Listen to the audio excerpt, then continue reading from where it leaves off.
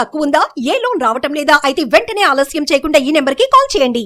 నమస్తే, welcome to మనం TV. నా పేరు వలి. లైవ్ లో జాయిన్ అయ్యారు జనసేన పార్టీ రాష్ట్ర అధికార ప్రతినిధి అడ్వకేట్ రజనీ గారు. వారితో మాట్లాడదాం. రజనీ గారు నమస్తే అండి. నమస్తే వలి గారు. రజనీ గారు, విజయవాడ స్వరాజ్ మైదానంలో ఏర్పాటు చేసిన బిఆర్ అంబేద్కర్ సామాజిక న్యాయ మహాశిల్పం అక్కడ వైఎస్ జగన్మోహన్ రెడ్డి గారి పేరును కొంతమంది ఆగంతుకులు తొలగించేశారు. యాక్చువల్గా అంబేద్కర్ గారి పేరు అక్షరాల కంటే కూడా జగన్మోహన్ రెడ్డి గారి అక్షరాలే ఆ పేరు పెద్దదిగా కనిపిస్తుండటంతో అక్కడ ఉండాల్సిన అర్హత జగన్మోహన్ రెడ్డి గారికి లేదు అని చెప్పి కొంతమంది దళితులు భావించారు. మరి ఎవరు భావించారు కానీ వాటిని తొలగించే పరిస్థితికి వచ్చింది. సో దీని మీద వైసీపీ వాళ్ళు నిరసనలు చేస్తున్నారు, ధర్నాలు చేస్తున్నారు. ఇది టీడీపీ పనే అంటూ వాళ్ళు కార్యక్రమం తీసుకున్నారు. ఎట్లా చూడాలి మేడం దీన్ని? సార్, ముఖ్యంగా దళితులు ఎప్పుడూ ఒకే రకంగా ఉండాలి సార్. వైసీపీ దళితులు, టీడీపీ దళితులు, జనసేన దళితులు అని ఉండకూడదు సార్. ఎందుకంటే ఒక దళిత బిడ్డకు అన్యాయం జరిగినప్పుడు వాళ్ళు ఎవరైనా కానీ, ఏ ప్రభుత్వంలో ఉన్నా కానీ, what ever it may be, ఒక దళిత పోరాటం అనేది చేయాలి సార్. చాలా దారుణం ఏంటంటే అప్పుడున్న దళితులందరూ 27, 23 పథకాలు తీసేసినటువంటి ఒక వ్యక్తిని, సుబ్రహ్మణ్యాన్ని, ఏది మన దళిత బిడ్డ సుబ్రహ్మణ్యాన్ని చంపేసిన అనంతబాబుని పక్కన కూర్చోబెట్టి అంబేద్కర్ విగ్రహాన్ని ఆవిష్కరిస్తున్నప్పుడు ఆ దళితులు ప్రశ్నించాల. దళితులకి చంద్రబాబు గారు, జగనో, పవనో ఏమి చేయడు సార్. చేయాల్సిందంతా అంబేద్కర్ గారు చేశారు. ఈ రోజు చిత్తశుద్ధిగా వారు ఉండాల్సింది అంబేద్కర్ గారు రాసిన రాజ్యాంగం పట్ల, దళితులందరి పట్ల. అసలు నాకు అర్థం కాదు, అప్పట్లో ఆ విగ్రహాన్ని ఆవిష్కరించుకుంటే ప్రాణం చచ్చిపోయింది సార్. అసలు అంబేద్కర్ గారు అంటే ఆ రాజ్యాంగం ఆవిష్కరణ అనేది కాకపోయినా దళితుల కోసం ఆయన చేసినటువంటి పోరాటం సార్. నేను పడ్డ బాధ నా కులపోళ్ళు ఎవరు పడకూడదు అంటూ తీసుకున్న గొప్ప నిర్ణయాలు, ఆ రాజ్యాంగంలో ఉండేటటువంటి రిజర్వేషన్ కు ఉండే వెసులుబాట్లు. అటువంటి విగ్రహాన్ని ఆ రోజు అటువంటి వ్యక్తి, ఇది అనంతబాబు అనేటటువంటి వ్యక్తిని పక్కన పెట్టుకుని ఆవిష్కరిస్తుంటే మారు మాట్లాడని దళితులు ఎవరి పట్ల కృతజ్ఞతగా ఉండాలా? నేనేదో ఈరోజు చంద్రబాబు గారి పట్ల, పవన్ గారి పట్ల కృతజ్ఞతగా ఉండమని చెప్పట్లా. మీ జాతి నాయకుడు అంటారా? అసలు చెత్త రాజకీయాలు నాకెందుకు అంటూ రాజకీయంలో కూడా రాకుండా ఒక బౌద్ధిజాన్ని ప్రోక్ చేసుకుంటూ, ఆయన చనిపోయే చివరి వరకు చదువుకుంటూ ఒక విద్యార్హతను పెంచుకుంటూ ఉంటున్న మహోన్నత వ్యక్తి అంబేద్కర్ గారు. అంత పెద్ద శిలా విగ్రహం చూస్తుంటే చాలా ఆశ్చర్యం, చాలా రోల్ మోడల్, చాలా మందికి మోటివేటర్ లాగా అనిపిస్తారండి. కానీ ఆ రోజు చిత్తశుద్ధి లేదు, ఆ దళితులలో చిత్తశుద్ధి లేదు. చిత్తశుద్ధి ఉంటే మీరు జగన్మోహన్ రెడ్డి గారు నా విగ్రహాన్ని తాకనివ్వరు. అంబేద్కర్ విదేశీ విద్యను తీసి జగన్ అన్న విదేశీ విద్య ఏంటి సార్? ఏంటి సార్ దారుణం? ఆ పథకాన్ని తీసేస్తుంటే మీకు మీ అంబేద్కర్ గారి మీద ప్రేమ, అభిమానం, గౌరవాలు లేవా అని ఈ రోజు అడుగుతున్నా నేను జగన్ గారి వెనకాల ఉండేటటువంటి దళిత బంధువులందరినీ. ఈ రోజు తీసేశారు. మరి అది ఎవరు తీసినా సరే అంబేద్కర్ గారి కంటే పెద్ద పెద్ద అక్షరాల గారితో జగన్ గారితో ఉండడం ఏంటి? అదేమన్నా జగన్ గారి స్మారక భవనాల? అంబేద్కర్ గారి స్మారక భవనాలు అన్నప్పుడు ఆయన్ని హైలైట్ చేయాలిగా. పోనీ ఈయనేమన్నా పులివెందుల సొమ్ముతో కట్టించాడా? ఈయనేమన్నా ఇప్పుడు అదేదో వృద్ధాశ్రమం, లేకపోతే జగన్ గారి, వైఎస్ఆర్ గారికి సంబంధించిన ఆయన తండ్రి గారికి కట్టించుకునిందో, లేకపోతే ఆయన డబ్బులతో కట్టించిందో అయితే ఆలోచించవచ్చు. చిత్తశుద్ధి లేని శివ పూజ ఎలా, బాండ శుద్ధి లేని పాకం ఎలా అన్నట్టుగా ఈయనకి ప్రజల మీద ప్రేమాభిమానాలు లేవు, అంబేద్కర్ గారి మీద గౌరవాభిమానాలు లేవు. కానీ విగ్రహాలు మాత్రం ఆవిష్కరించేస్తారు. ఒక అమరావతి అనే ఒక పెద్ద రాజధానిలో 1 ఎకరంలో అంబేద్కర్ శృతి వనము అనేది కడుతుంటే ఒక పర్యాటక ప్రదేశం అయ్యేది.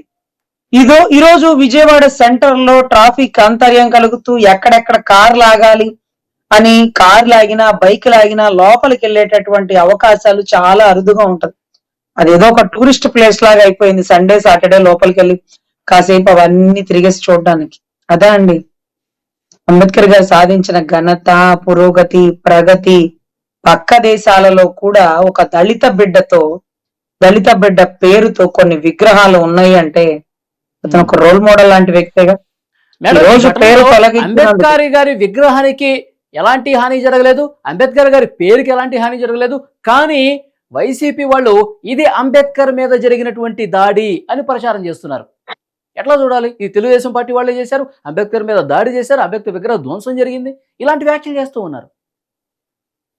చాలా దారుణం. అది ఏంటంటే గతంలో ఎన్టీఆర్ హెల్త్ యూనివర్సిటీ పేరు అప్పటికప్పుడు తొలగించి వైఎస్ఆర్ హెల్త్ యూనివర్సిటీ పేరుని ఒక కోతి మూకలు ఆటకాయితనంగా తీసేస్తుంటే అసెంబ్లీ సాక్షిగా విడుదల రజనీ గారు ఆ జగనన్న తండ్రి గారు అదేంటది జగనన్న రాజీవ్ ఆరోగ్యశ్రీ దాన్ని తీసుకొస్తే రాజశేఖర్ రెడ్డి గారు తీసుకొచ్చారంట ఆరోగ్యశ్రీ.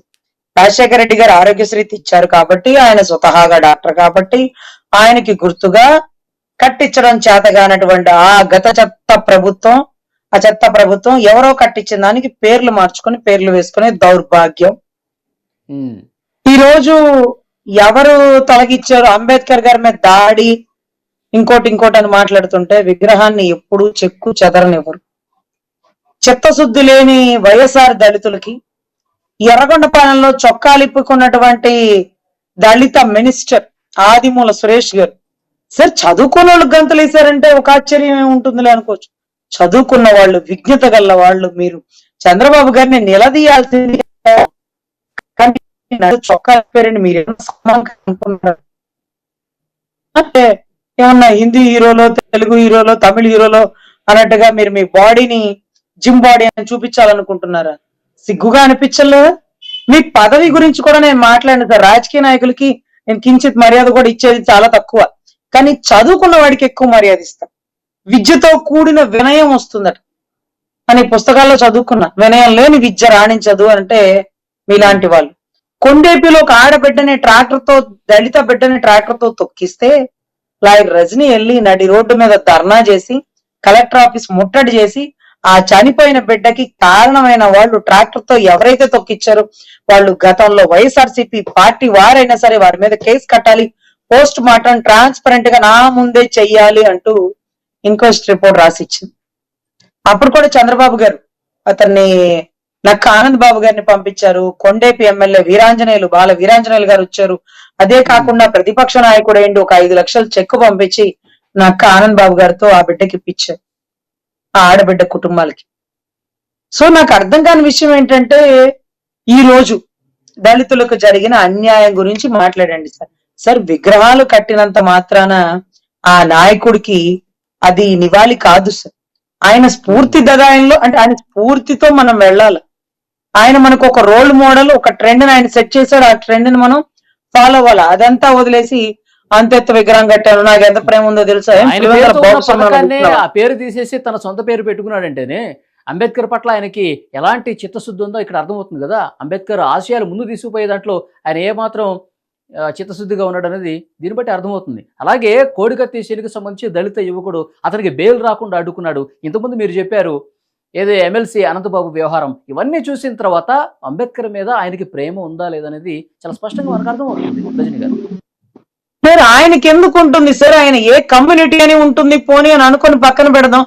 ఆ వైసీపీలో ఉండే దళితులకు ఉందా సార్ చిత్తశుద్ధి?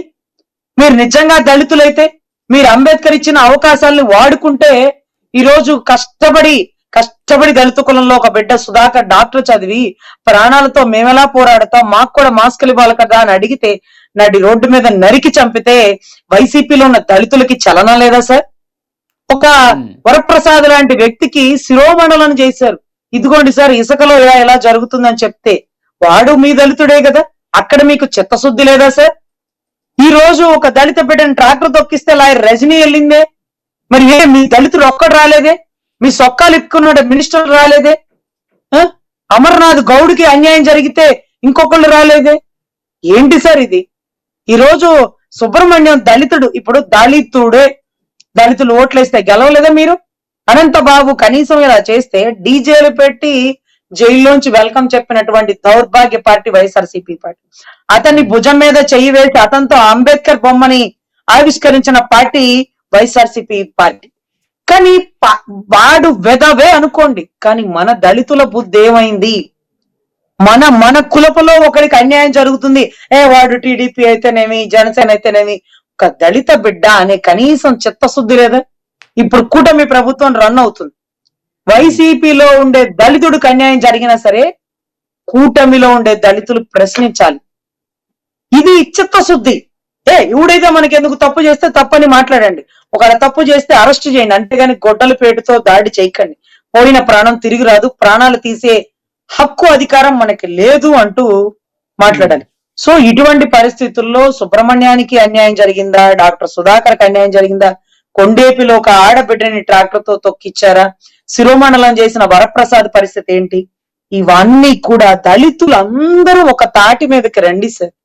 మీ అందరి కోసం అంబేద్కర్ గారు రాజ్యాంగంలో ఒక వెసులుబాటు కల్పించి మా బిడ్డలు బయటికి రావాలి, పేరు చివర తోకలెందుకు, ఊరి చివర మా పాకలెందుకు అన్న అంబేద్కర్ గారి ఆదర్శాలని వైసీపీ దళితులు కుంగలో తొక్కారు. సో ఆ దళితులు కూడా ఈ రోజు కూటమి దళితులతో కలిసి మీరు గట్టి పోరాటం చేయండి. మీ పథకాలకి మీ అంబేద్కర్ గారి పేరు పెట్టుకోనివ్వండి. ఆ 23 దళిత బంధు పథకాలని మళ్ళీ రిలీజ్ చేయండి. సో మోరోవర్ అప్పుడు మాత్రమే దళిత రాజ్యం, దళితకి సంబంధించినటువంటి మహోజ్జన ఉద్ధరకుడైనటువంటి అంబేద్కర్ గారి ఆశయాలు సిద్ధించినట్టే గాని ఆకాశాన్ని తలదన్నే విగ్రహాలు కడితే కాదు సార్. ఆయన ఆదర్శాలని పాటించండి. ఆ దళితుల పట్ల చిత్తశుద్ధిగా ఉండండి. ఎవరైనా దళితుల్ని బూతులు తిరితేనో, కులం పేరు పెట్టి తిరితేనో కేసులు కట్టమనింది దేనికి అంటే దళితుల రక్షణ కోసం, పరిరక్షణ కోసం, అభివృద్ధి కోసం. మరి ఈ రోజు ఏం చేస్తున్నారో మాకు అర్థం కావట్లేదండి. ఆ పేరు తొలగించింది పొగరు. అంబేద్కర్ గారి కంటే పెద్ద పేరు అక్షరాలు నీ పేరుతో ఎలా పెట్టుకుంటావు? ఎవరి స్మారక భవనం? ఆయన గురించి గొప్పగా రాయాలి, ఆయన పేరుతో పెట్టుకోవాలి. చిన్న శిలాపలకంలో చిన్న చిన్న అక్షరాలతో నీ పేరు రాసుకోవాలి. జై జగన్ అంటూ అంబేద్కర్ గారి విగ్రహానికి సంబంధించి పెడతావు నువ్వు. శిలాపలకాల మీద రాసేవాడు ఇంతైపు ఉంటది, శిలాపలకం ఇంతెంత ఉండదుగా. ఇంత శిలాపలకంలో నీ చిన్న చిన్న అక్షరాలతో ఇది అప్పటి ముఖ్యమంత్రి జగన్మోహన్ రెడ్డి గారి ఆధ్వర్యంలో ప్రారంభోత్సవం జరిగిందని రాసుకుంటారు. అది దేనికైనా ఉండే అలవాటే. గతంలో చంద్రబాబు గారు ఆవిష్కరించిన దానికి రాసుకున్నారు, రాజశేఖర రెడ్డి గారు ఆవిష్కరించిన దానికి రాసుకున్నారు. కానీ పెద్ద పెద్ద అక్షరాలతో ఎవడు రాసుకోడు. అందులోనే అది స్మారక భవనం. దాంట్లో మనం రాసుకోవాల్సిన చిత్తశుద్ధి ఏంటి? మన పులివెందుల సొమ్మేని పెట్టి రాసుకున్నామా? లేదు కదా. సో ఖచ్చితంగా దీన్ని పూర్తిగా ఖండిస్తున్నామండి. ఏదైతే ఆ పేర్లు మార్చినటువంటి పరిస్థితులు ఏదైతే ఉన్నాయో, అసలు అలా పేర్లు పెట్టుకోవడమే తప్పు. అప్పుడు ఉన్నటువంటి దళితులు ప్రశ్నించాల్సింది ప్రశ్నించలేకపోయారు. బట్ ఇప్పుడు ఎవరు తిరగబడినా తప్పే. కొంచెం మాట్లాడి వాళ్ళని గురించి ఎంక్వైరీ చేపించి అలా పెట్టుకోవడం కూడా తప్పేనని ఇప్పుడుండే పాలకులు, గత పాలకులకు ఒక మాట చెప్పాల్సినటువంటి బాధ్యత కలిగి ఉంది. ఓకే, చూద్దాం మేడం. మొత్తం దీని మీద ఒక రాజకీయం జరుగుతున్న పరిస్థితి కనిపిస్తుంది. చూద్దాం ఇక ముందు ఎట్లా ఉంటుందో. Thank you very much Rajani garu. Okay.